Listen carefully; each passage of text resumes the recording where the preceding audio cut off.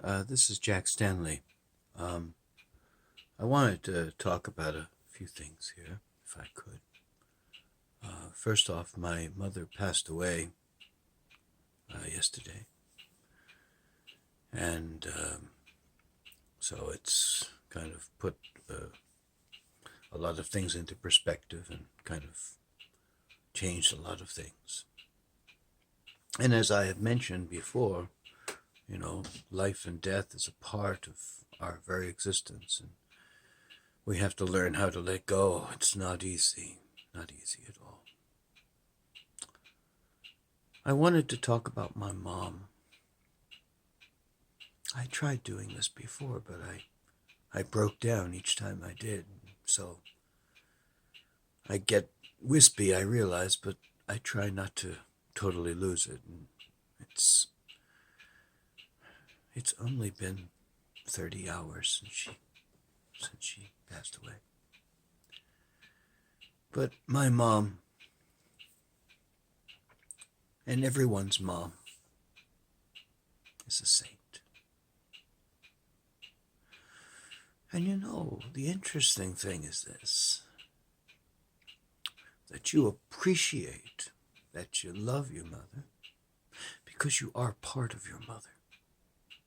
It's an important thing to think of, that you are created within your mother, and that you are an integral part of who she is or was. And that when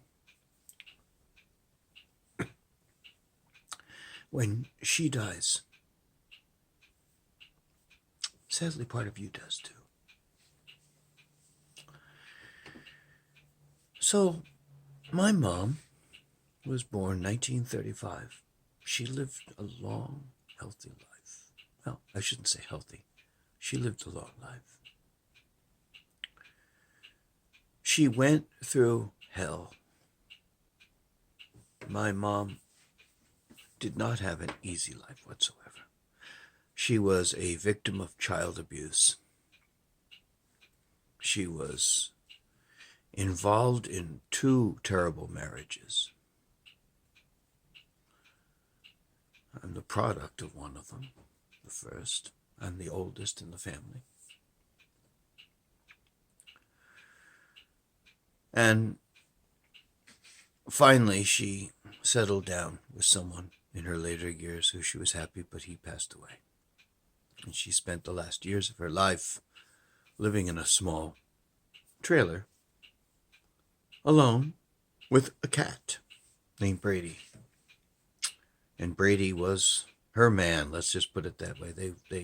They were a wonderful team and a wonderful couple. They were very happy. My mom, I can't even put words to it. Can you put words to describe your mother? Probably not. Can you put your mom into a category? It's almost impossible. And I have to tell you that we grew up in pretty bad circumstances. Now, I'm not looking for sympathy or anything like that, but I'm just trying to state a fact that we were homeless for a while. We had nothing. We were begging people to live on their floors. We're on welfare. But my mom did it. She kept us together. There were 3 of us. Myself, my sisters, Pam and Kathy, who I love very, very much. And of course, they're both married to wonderful people, and they have beautiful, wonderful children, whom my mom loved. I, of course, I guess I was always like the bit of the black sheep of the family.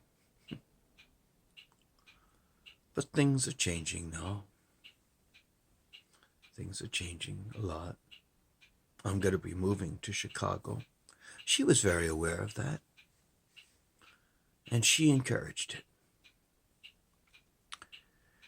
And we had wonderful, wonderful conversations, wonderful talks. And my mom and I got closer as she got older. And she called me up. She said, "I'm sorry, I have to call you all the time." I said, "I don't mind." Unfortunately, she would call me when I was like busy working on something or in the store or trying, and I had to try to get back to her. Her timing was not always the best in the way of making phone calls. But here is the thing, to put it in a nutshell. My mother was put into a horrendous situation. She had 3 children, no support, lost where we lived, were put in the street. She just had a baby. My father was gone, more or less.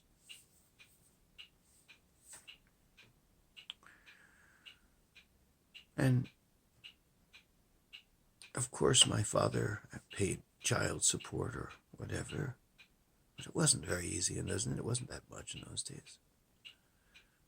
And there was very little support for women, to be perfectly honest, in Florida, where we were, in the late 1960s. In the late 1960s, you're on your own. She learned to be tough. Man, she could talk like a truck driver. It's amazing after a while. But she did it. She saved us. She did whatever she had to do, and I don't want to repeat half the things she had to do. But she kept our family together. We didn't go to foster homes.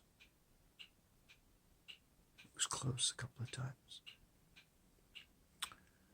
You know, we had a can of soup and bread. That's what we lived on a lot of times. When we went on welfare, they gave us powdered eggs, powdered potatoes, and stuff like that.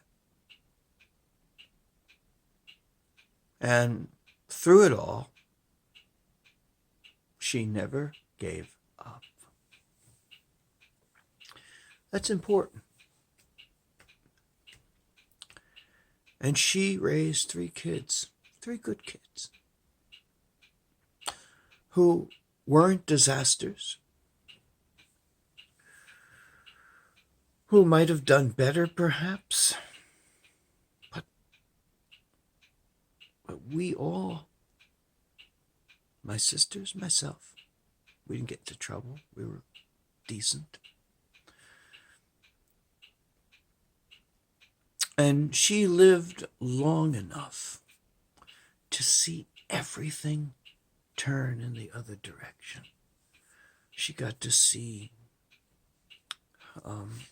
my sisters get married. She watched her grandchildren grow up. And I was just there. I mean, we took her out for her 84th birthday, which was February the 21st. And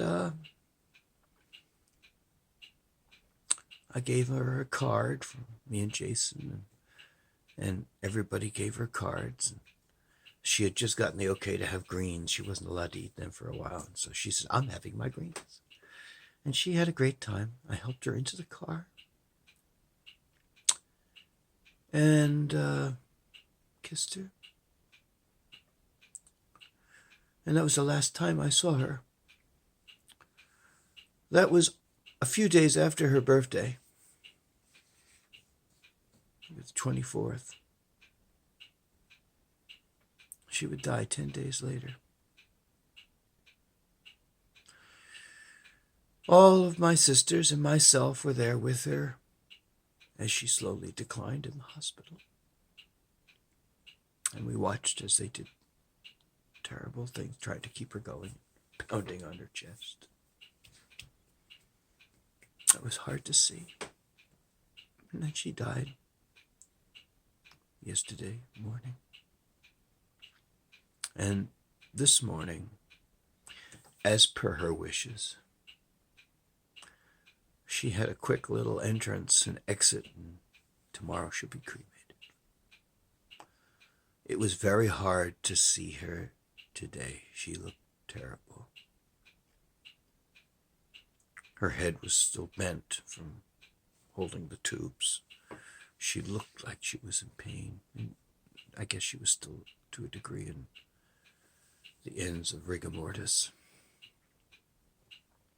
But I saw her.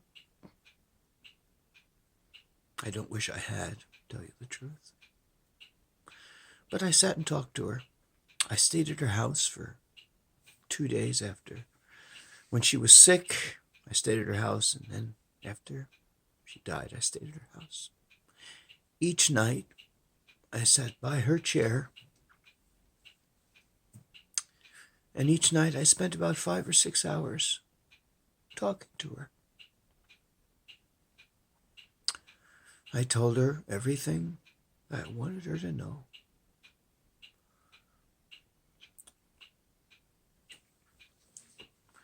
And told her how much I loved her. She knew how much we loved her. I don't know if she ever understood how much we appreciated her. But God knows I did. And so it's time to say goodbye. I just recorded something a few days ago before this all happened, saying you have to let go. This is just March the 6th, 2019. This has been a hell of a year. My mother has passed away. Little Panda has passed away. Several friends of mine have passed away. I'm moving. I'm tearing everything apart. I'm trying to get rid of stuff. And really is a interesting and rough period of time. And now we go on. And we have to learn to let go. And this is true for every one of you if your mother is alive or your mother is not. I learned something very, very important yesterday. I have experienced everything in my life, pretty much everything. And I've experienced a lot of death. I have gone through the death of so many of my friends. In the 1980s, I remember spending times with friends of mine who were dying from AIDS, holding their hand and wishing them well. But you never understand what it is like to lose your mom until you do. And you can never appreciate anyone else's understandings of losing their mother until you do. So if your mom is around, appreciate her. Tell you love her. Let her know how precious she is. That's important. Because mothers are angels. And there was a poem that was put to music many, many years ago, around in the teens before World War I. And I always loved it. If you'll pardon me, I can recite it. It's very short. Angels have souls that are pure. Angels have hearts full of love. They hear the prayers of babies, watching each one from above. They're always hovering near, vanquishing sorrow and fear. God calls them angels in heaven.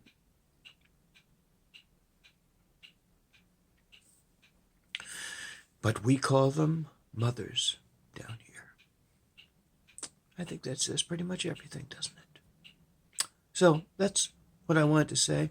I have more I'd like to say about my mom, and I will. And I would like to thank many people who have contacted me, written me, and called my sisters, called my brother-in-laws, called my nephews and my nieces, and offered their condolences. Thank you. So I'll end it as I always ended my phone calls to my mom. I love you.